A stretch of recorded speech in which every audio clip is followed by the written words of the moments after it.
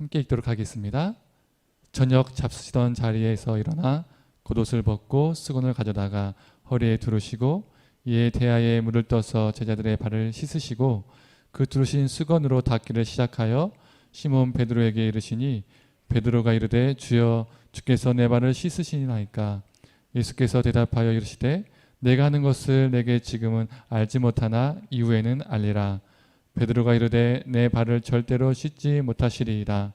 예수께서 대답하시되 내가 너를 씻어주지 아니하면 너가 나와 상관이 없느니라. 시몬 베드로가 이르되 주여 내 발뿐만 아니라 손과 머리도 씻어 주옵소서. 예수께서 이르시되 이미 목욕한 자는 발밖에 씻을 필요가 없느니라. 온몸이 깨끗하니라 하니라. 너희가 깨끗하나 다는 아니니라 하시니 이는 자기를 팔 자가 누구인지 아심이라. 그러므로 다는 깨끗하지 아니하다 하시니라. 그들의 발을 씻으신 후에 옷을 입으시고 다시 앉아 그들에게 이르시되 내가 너희에게 행한 것을 너희가 아느냐. 너희가 나를 선생이라 또는 주라 하니 너희 말이 옳도다. 내가 그러하다. 내가 주와 또는 선생이 되어 너희 발을 씻었으니 너희도 서로 발을 씻어 주는 것이 옳으니라. 내가 너희에게 행한 것 같이 너희도 행하게 하려 하여 본을 보였노라. 아멘.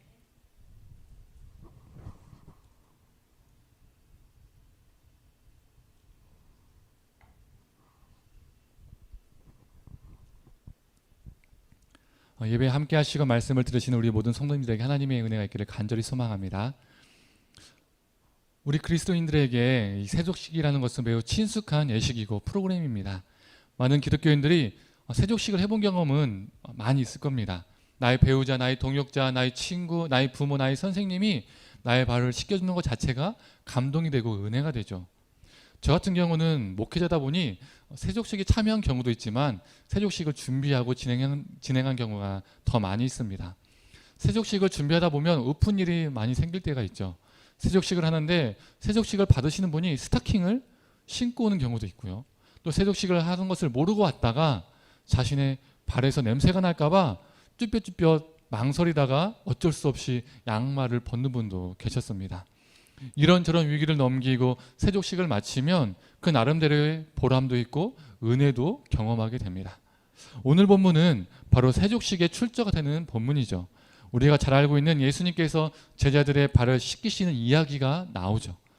예수님께서 제자들과 유월절 전날 함께 식사하시다가 즉 우리가 잘 알고 있는 것처럼 마지막 만찬을 하시다가 발을 씻기십니다. 예수님과 함께하는 식사가 지금의 성찬이 되었고요. 예수님께서 발을 씻기는 것이 지금의 세족식이 되었습니다. 그런데 오늘 본문에서 우리 성도님들은 이상한 점을 혹시 발견하셨습니까? 정말 이상한 부분인데도 우리가 무심코 넘어가서 지금까지 한 번도 이상하다라고 생각하지 않은 부분이 있습니다. 그게 뭘까요? 그 당시 유대인들의 상식과 예절 그리고 법에서는 말도 안 되는 일이 오늘 본문 속에서 일어났습니다. 그게 뭘까요? 식사를 하시다가 갑자기 발을 씻기셨다는 겁니다. 즉 순서로 따진다면 선 식사 후 발 씻음. 우리는 그런가 보다 하고 지금까지 아무렇지도 않게 무심코 넘겼지만 그런데 이게 그 당시 문화에서는 부자연스럽고 비정상적이고 이상한 거였습니다. 왜 그럴까요? 왜 이상한 거고 비정상적인 것이었을까요? 유대인들에게는 정결법이 있었죠. 하나님이 주신 율법에다가 자신들 나름대로 무엇인가를 계속 추구해서 유대 율법 세칙을 만들었습니다. 성경에서는 이것을 장로들의 전통이라고 하죠. 유대인이라면 철저하게 지키려고 노력했던 것이 이 정결법 즉 장로들의 전통이었습니다. 이 유대인 정결법에서는 식사 전에 손과 발을 씻는 것을 강조합니다. 마태복음 15장과 마가복음 7장을 보면 예수님의 제자들이 손을 씻지 않고 떡을 먹는 일이 나옵니다. 그 장면을 본 바리새인과 서기관들이 어떻게 했을까요? 그냥 넘어갔을까요? 그럴 리가 없죠. 예수님께 와서 시비를 겁니다. 어떻게 너희 제자들은 손을 씻지도 않고 먹느냐? 장로들의 전통을 준행하지 않고 그 부정한 손으로 더러운 손으로 어떻게 떡을 먹느냐라고 예수님께 따집니다. 마가복음 7장 3절에는 상반절에 이렇게 기록되어 있습니다. 바리새인들과 모든 유대인들은 장로들의 전통을 지키어. 이처럼 바리새인들뿐만 아니라 모든 유대인들은 철저하게 정결법을 지켰습니다. 또한 이스라엘 땅은 어떤 땅입니까? 흙먼지와 모래먼지가 많은 땅이죠. 이 중동 땅이요. 그리고 그 당시 사람들은 샌들을 신고 다녔습니다. 그렇다 보니 발을 씻고 식사하는 것은 당연한 거였습니다. 즉 그 당시 유대인들에게 손발 씻음 후 식사가 당연하고 자연스러운 것, 문화였다는 것이죠. 그런데 오늘 본문을 보면 지금 어떤 상황이 벌어지고 있죠? 그 당연한 것을 하지 않고 식사부터 하고 있다는 겁니다. 모래가 묻은 상태로 발꾸락내가 나는 상태로 발이 지저분한 상태로 정결법을 지키지 않고 식사를 하고 있습니다. 선 식사 후 발 씻음이 된 것이죠. 우리에게는 정결법이 없지만 위생의 개념으로 밖에 나갔다 오면 손과 발을 씻지 않습니까? 특히 코로나 이후로 많은 사람들이 더 철저하게 손과 발을 잘 씻고 있습니다. 밖에 나갔다가 들어와서 밥을 먹으려면 손과 발을 씻은 후에 밥을 먹는 것이 정상적이죠. 자연스럽습니다. 그런데 만약에 밖에 나갔다 들어왔는데 더러운 손으로 그냥 식사를 하고 밥을 먹은 후에 야, 이제 밥을 다 먹었으니까 깨끗하게 손과 발을 씻어볼까? 이렇게 말하면 아주 이상한 겁니다. 그렇죠? 그리고 더러운 손으로 밥을 먹으면 이미 엄마한테 그리고 아내한테 등짝 스매싱을 맞습니다. 정결법이 없는 문화에서도 이렇게 하는 것이 당연하고 자연스러운 것인데 정결법이 있는 이 유대 문화에서는 이 이상한 장면, 이 이상한 순서, 선식사 후 발 씻음이 지금 일어나고 있다는 겁니다. 왜 이러한 상황이 벌어지게 되었을까요? 마가복음 10장으로 넘어가 보겠습니다. 유월절을 앞두고 예수님께서 예루살렘에 입성하기 직전에 제자들에게 자신의 죽음을 예고하셨는데 이 제자들은 그 예수님의 죽음을 알았지도 못하고 깨닫지도 못하고 야고보와 요한 이 형제들이 예수님께 이러한 요청을 합니다. 주님께서 영광의 자리에 오를 때에 저희 중에 한 명은 오른편에 한 명은 주님의 왼편에 앉혀달라는 것이죠. 이 말을 들은 나머지 제자들의 반응은 어떻습니까? 성경에 보면 야고보와 요한을 향해서 화를 냈다라고 기록되어 있습니다. 왜 화를 내었을까요? 그 자리는 이 자리 아니고 내 자리인데 먼저 꿰차려 하고 있다니. 그 높은 자리 내 자리다. 내가 앉을 자리다. 라는 그 마음이 다 각자에게 있었기 때문에 자신의 마음속에서 으뜸이 되고자 하는 그 마음이 있었기 때문에 화를 냈던 것이죠. 그래서 이런 제자들의 모습을 보시고 예수님이 이렇게 말씀하십니다. 마가복음 10장 43절에서 45절의 말씀입니다. 너희 중에는 그렇지 않을지니 너희 중에 누구든지 크고자 하는 자는 너희를 섬기는 자가 되고 너희 중에 누구든지 으뜸이 되고자 하는 자는 모든 사람의 종이 되어야 하리라. 인자가 온 것은 섬김을 받으려 함이 아니라 도리어 섬기려 하고 자기 목숨을 많은 사람의 대속물로 주려 함이니라. 예수님이 이렇게까지는 말씀하셨는데 제자들은 깨닫지 못했습니다. 왜 그렇죠? 그 다음에 벌어질 사건들이 더욱 그들의 마음을 깨닫지 못하게 만들었습니다. 예수님이 예루살렘에 입성하시면서 어떠한 상황이 벌어졌습니까? 우리가 잘 알고 있는 것처럼 많은 사람들이 예수님이 예루살렘에 입성하신다는 그 소식을 듣고 많은 사람들의 마중 나와서 예수님을 향해서 환호성을 지릅니다. 군중들이 종려나무 가지를 가지고 흔들기 시작했죠. 호산나 호산나 찬송하리로다. 주의 이름으로 오시는 이여 곧 이스라엘의 왕이시여 호산나 호산나 찬송하리로다. 이렇게 계속 외쳐댔죠. 예수님이 예루살렘에 입성하신 이 시기는 유월절을 앞둔 시기였습니다. 이 유월절을 앞두고 무슨 일이 벌어지냐면요. 수많은 유대인들이 이 유월절을 앞두고 며칠 전부터 예루살렘에 모여들기 시작합니다. 온 이스라엘 땅뿐만 아니라 디아스포라 유대인, 즉 타국에 있는 유대인들도 이 유월절을 지키기 위해서 예루살렘에 모여들기 시작합니다. 그러면 이때 가장 긴장하는 부류들이 생깁니다. 어떤 부류들일까요?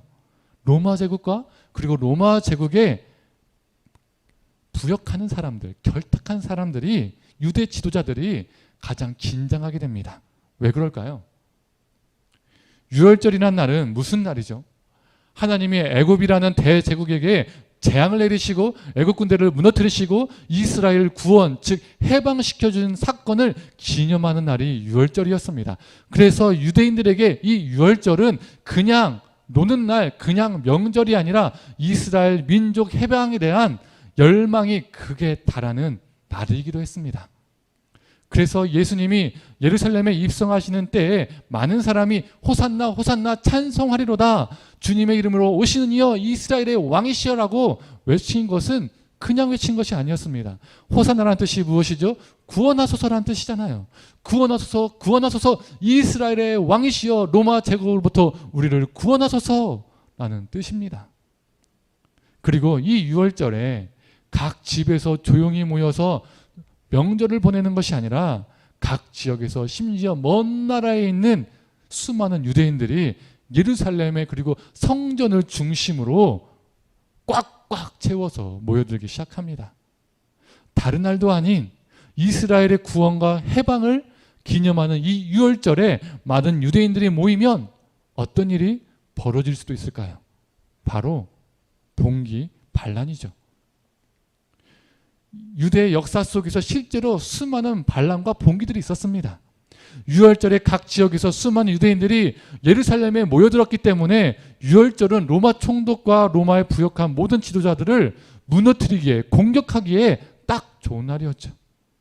그래서 로마 제국은 유월절과 같은 유대 명절에 다른 지역에 있던 로마 군대까지도 이동시켜서 예루살렘에 더 많은 군대를 배치시켰습니다. 경계를 엄청나게 삼엄하게 했었습니다. 봉기 반란 꿈도 꾸지 마. 까불면 우리 군대에 의해서 너희들이 죽는다라는 것을 보여주기 위해서 타 지역, 타국에 있는 로마 군대를 이동시키고 배치시켰다는 거죠. 이런 날에 예수님이 입성하신 겁니다. 그런데 로마 군대의 경계가 심한데도, 로마 군대가 공포스러운 분위기를 만들고 있는데도 이렇게 환호하고 열광하고 있는 군중들의 모습을 보면서 제자들의 마음에는 어떤 생각이 들었을까요? 이거 될 것 같은데? 이거 무엇인가 일어날 것 같은데? 봉기 반란 충분히 일어날 수 있을 것 같은데? 이 정도의 사기와 분위기라면 성공할 수 있을 것 같은데? 로마 총독과 분봉한 헤롯과 그리고 그들과 부역하고 결탁한 모든 지도자들을 내쫓고 예수님이 왕이 되시면 옆자리 누구 거? 그 높은 자리 누구 거? 바로 내 거. 저기 야고보와 요한에게 그 자리를 왼편 우편을 양보하는 것이 아니라 그 자리는 내 거야. 이런 생각으로 가득 찼겠죠. 백성들의 환호에 그 마음의 그 신념은 더 확고해졌을 겁니다. 욕망의 펌프질이 계속 일어났겠죠. 그들은 더 이상 동료와 동역자가 아니라 견제와 서로를 향한 경계의 대상이 되었습니다. 이런 상황 속에서 유월절 전날에 함께 식사를 하게 된 겁니다.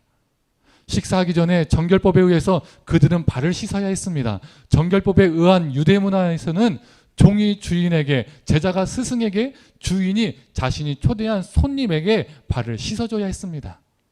그리고 그 당시 유대법에 의하면 같은 유대인일 경우에는 상전이라도 종에게 발을 씻기라고 억지로 강조, 강요, 명령을 할 수가 없었습니다. 즉 주인과 종이 둘 다 유대인일 경우에는 유대인 주인은 유대인 종에게 내 발을 씻겨라, 너는 종이니까 내 발 씻겨, 이렇게 억지로 강요할 수 없었다는 거죠.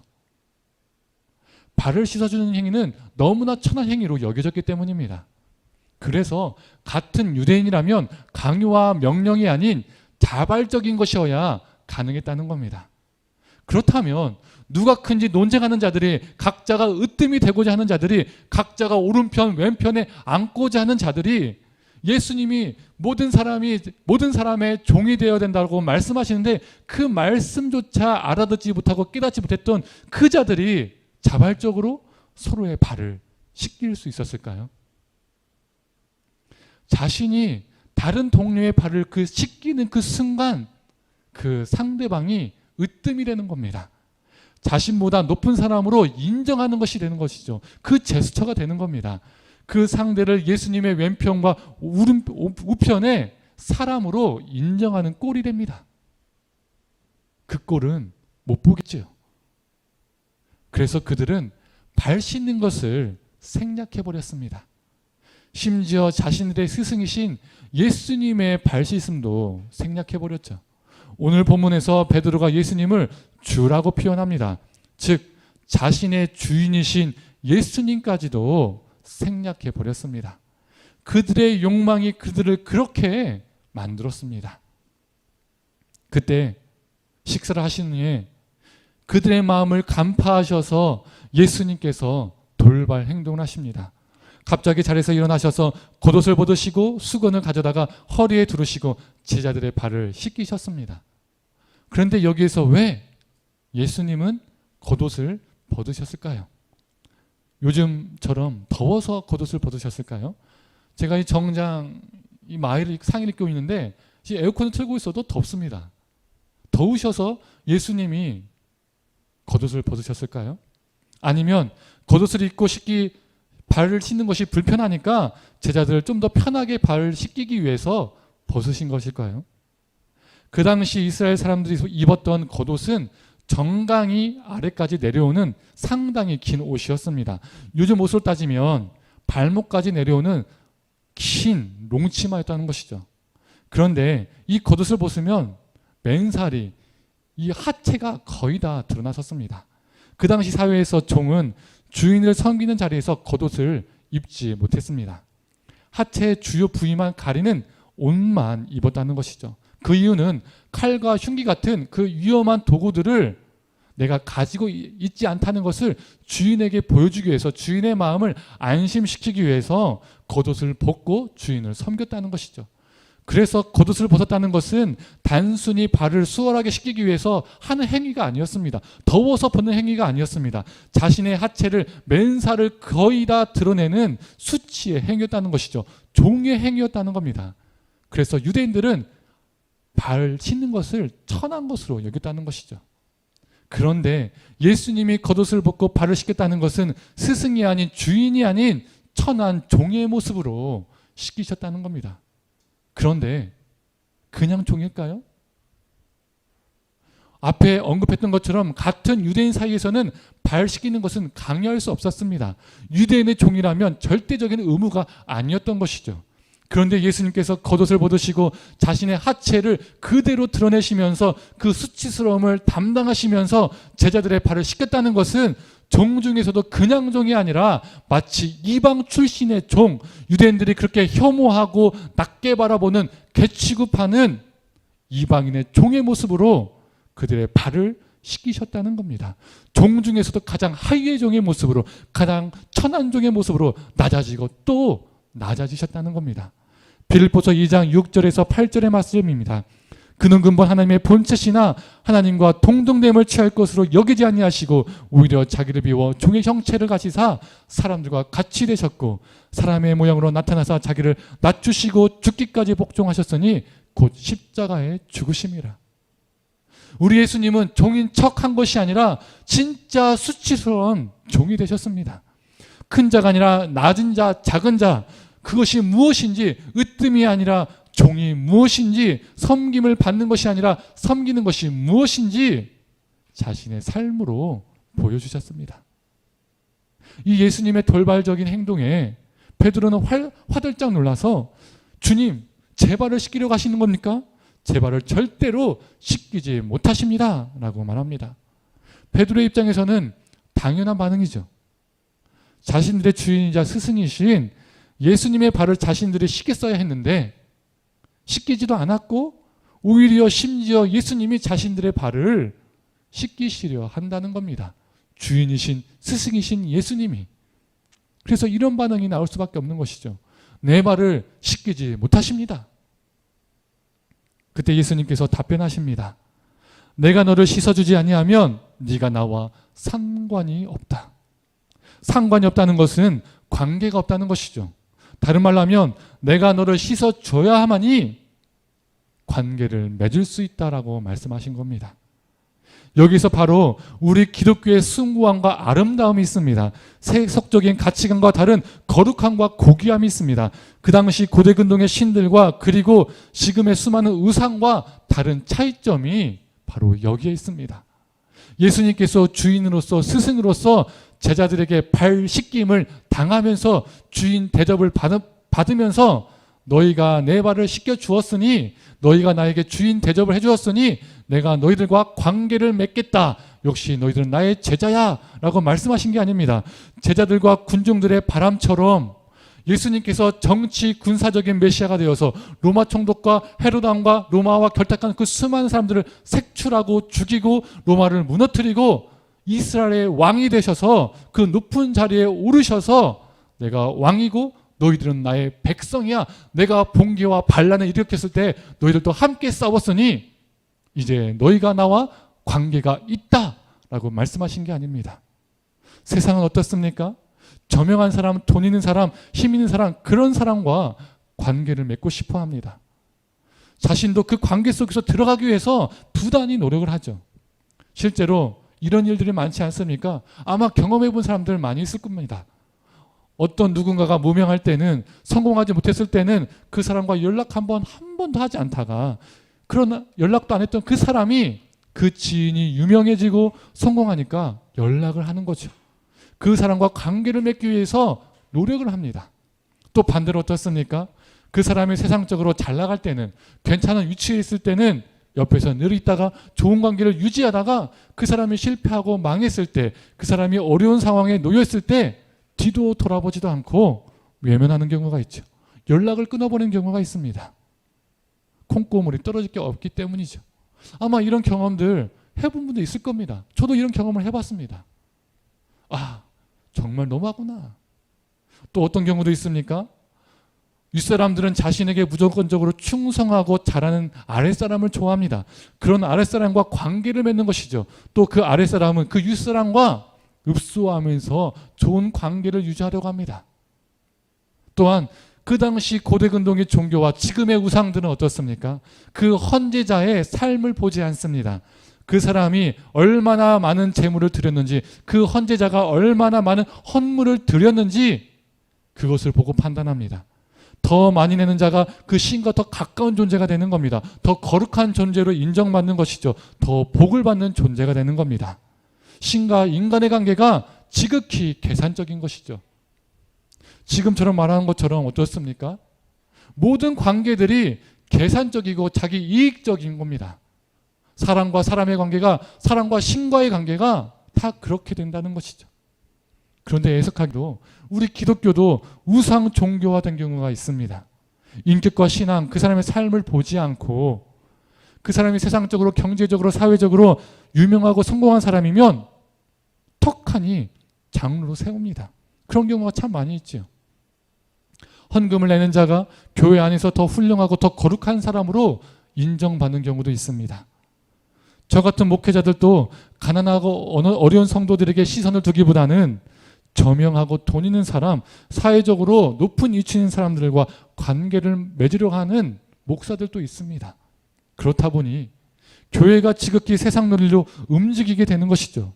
교회마저도 많은 관계들이 자기 이익적이고 자기 계산적으로 돌아가는 겁니다. 이처럼 관계들이 자기 계산적이고 자기 이익적으로 돌아가는 것은 그 관계들이 우리의 탐욕과 욕망에 기초했기 때문입니다. 그러나 우리 예수님은 자신이 주인이지만, 자신이 스승이지만, 자신이 종이 됨으로써 제자들의 발을 씻김으로써 그들과 관계를 맺으셨습니다.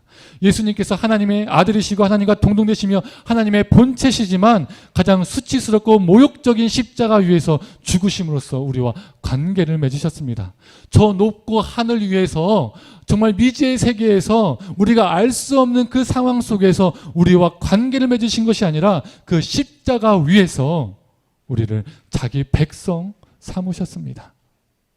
낮은 자리에서의 관계 맺음, 죽어짐과 희생 속에서의 관계 맺음, 이것이 세상 가치관과 다른 우리 기독교의 아름다움과 거룩함과 숭고함입니다. 더 정확히 말하면 우리 예수님께서 보여주신 거룩함과 숭고함입니다. 우리 예수님께서는 말씀하십니다. 12절 후반에서 14절까지의 말씀입니다. 공동 번역으로 읽겠습니다. 내가 왜 너희의 발을 씻어주는지 알겠느냐? 너희는 나를 스승 또는 주라 부른다. 그것은 사실이니 그렇게 부르는 것이 옳다. 그런데 스승이며 주인인 내가 너희 발을 씻어 주었으니 너희도 서로 발을 씻어 주어야 한다. 누가 크냐라는 욕망에 사로잡혀서 식사 전 발 씻음도 생략해버린 제자들 향해서 우리 예수님은 내가 왜 너희들의 발을 씻겨주는지 아느냐라고 일침을 가하십니다. 스승이자 주인인 내가 종으로서 너희들의 발을 씻겼는데 너희도 당연히 마땅히 서로의 발을 씻기는 것이 맞다라고 말씀하십니다. 제자들은 아마 이 순간에도 예수님의 마음과 뜻을 말씀을 이해하지 못했을 겁니다. 깨닫지 못했을 겁니다. 복음서를 보면 예수님이 잡히시는 그 순간에도 제자들은 예수님의 뜻을 헤아리지 못했기 때문이죠. 우둔한 상태에 있었기 때문입니다. 그러나 그들은 후에 깨달았습니다. 특히 오늘 요한복음의 저자 요한은 십자가 밑에서 예수님의 죽으심을 경험했고 예수님의 부활하심을 경험하고 그 우둔한 비늘이 벗겨진 후에 이 세족 사건과 그 사건에서 하신 예수님의 말씀이 그에게 어떻게 다가왔을까요? 그는 어떤 사람이었습니까? 자신의 형제 야고보와 함께 주님, 우리를 우편에 좌편에 앉혀주십시오라고 어느 제자들보다 그 욕망에 사로잡혀서 높고자 하기 위해서 크고자 하기 위해서 먼저 치고 나갔던 사람들입니다. 그가 추구하는 관계는 위에 있었고 욕망 위에 있었고 지극히 그의 관계는 탐욕적이고 자기 계산적이고 자기 이익적이었습니다. 그랬던 그가 성도들에게 다음과 같이 말합니다. 요한일서 3장 16절과 요한일서 4장 11절의 말씀입니다. 그가 우리를 위하여 목숨을 버리셨으니 우리가 이로써 사랑을 알고 우리도 형제를 위하여 목숨을 버리는 것이 마땅하니라. 사랑하는 자들아, 하나님이 이같이 우리를 사랑하셨은즉 우리도 서로 사랑하는 것이 마땅하도다. 그 어리석고 우둔한 비늘이 벗겨진 후에 그는 가슴을 치며 통곡했을 겁니다. 자신의 탐욕과 우둔함 때문에 애통을 했을 겁니다. 그 예수님의 죽으심과 부활하심을 경험하고 자신의 그 죄악과 그 교만함과 욕망을 보고 가슴을 쳤을 겁니다. 그러면서 예수님이 보여주셨던 세족 사건과 그 말씀이 제대로 보이고 들리기 시작했을 겁니다. 욕망에 갇혀서 크고 높고자 했던 그가 이제는 사랑의 쏟아가 되었던 것이죠. 그래서 그는 이 세족 사건을 기록하지 않을 수가 없었습니다. 다른 복음서에서는 이 세족 사건이 생략되었지만 그는 생략할 수가 없었습니다. 그의 관계는 탐욕과 욕망이 아니라 이제 사랑에 기초하게 되었습니다. 으뜸이 아니라 종으로, 큰 자가 아니라 작은 자로, 섬김을 받는 자가 아니라 섬기는 자로 그는 살았습니다. 사랑하는 성도님들, 하나님과 우리의 관계는 어떻습니까? 사랑한다고 말하지만, 우리 예수님을 향해서 주님이라고 말하지만 아직 우둔했던 제자들처럼 그 안에 우리의 그 예수님과 우리 안에 그 관계 안에 우리의 욕망이 숨겨져 있지는 않습니까? 예수님을 이용하여 제자들처럼 그 우편에 좌편에 그 높은 자리에 앉고 싶어서 발부동 치고 있지는 않습니까? 우리는 우리 자신을 매 순간 스스로에게 질문하고 점검해야 합니다. 이제 말씀을 정리하겠습니다. 15절의 말씀입니다. 내가 너희에게 행한 것 같이 너희도 행하게 하려 본을 보였노라. 하나님과의 관계는 이웃과의 관계로 확장되는 것이죠. 하나님과 올바른 관계 속에 있는 자는 이웃과도 올바른 관계 속으로 들어갑니다. 이웃에게로 확장되는 것이죠. 우리가 우리 주님과 어떤 관계인지 알 수 있는 것은 성경을 많이 보고 기도를 많이 한다고 알 수 있는 것이 아닙니다. 우리가 우리 주님과 어떠한 관계인지 알 수 있는 것은 지금 내가 누구와 관계를 맺고 있는지를 통해서 알 수 있습니다. 지금 내가 어떤 자리를 추구하고 있는지, 내가 어떤 자리를 선호하고 있는지, 내가 지금 어떤 자리에 앉아 있는지를 통해서 내가 주님과 어떤 관계인지를 알 수가 있는 것이죠. 우리 주님은 높고 크고 저명한 자리에서 관계 맺는 분이 아니시기 때문입니다. 천한 종의 자리에서 누군가를 섬길 때에 네가 나와 상관이 있다라고 말씀하신 분이시기 때문입니다. 그러하기에 우리에게 허락된 이들, 이웃들, 그리고 지금도 그늘진 곳에서 신음하고 아파하는 그 사람들의 발을 닦아주는 존재가 되기를 간절히 소망합니다. 지난 화요일에 우리 함께하는 교회가 후원하고 있는 등 지원하고 있는 아동학대 보호 전문기관에서 일하시는 관장님과 그 대표 관장님과 또 한 분의 사회복지사님 두 분을 만났습니다.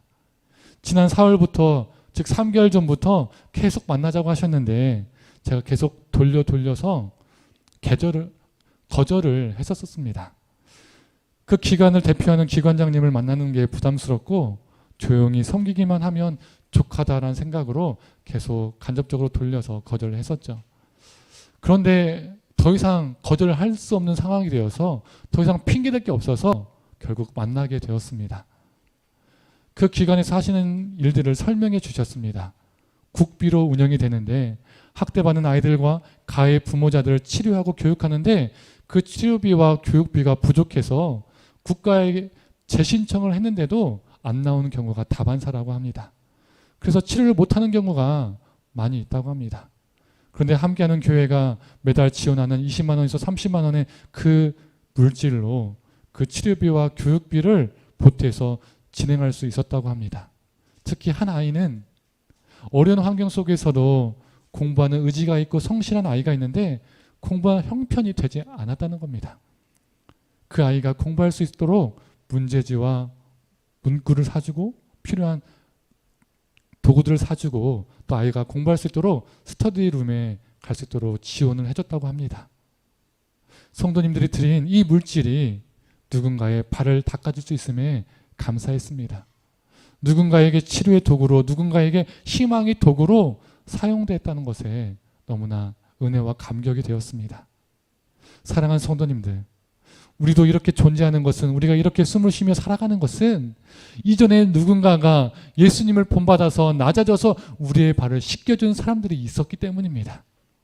우리도 예수님을 본받아서 발 씻기는 자가 되기를 간절히 원합니다. 우리 인간의 욕망과 탐욕은 발 씻음을 생략해버립니다. 낮아지고 섬기는 것을 외면하게 만듭니다. 그러나 이 세상의 수많은 탐욕으로 우리의 온몸을 목욕하는 자가 아니라 예수님의 이름으로 더 크고 더 갖고 더 오르기 위해서 발버둥치는 자가 아니라 종의 형체로 천하고 천한 낮은 자리까지 오셔서 십자가에 죽으신 우리 주님의 은혜를 우리 심령에, 우리 삶에 새기고 주님과 올바른 관계 속에서 살기 위해서 발버둥치는 존재, 또한 내게 허락하신 가정과 동료와 동역자와 이웃들, 그리고 그 모든 관계 속에서 하나님의 사랑을 전하며 이 땅에 아파하고 소외된 이웃들을 섬기는 그런 존재로 살아가기를 간절히 축원합니다. 이 시간 함께 찬양하고 기도하도록 하겠습니다.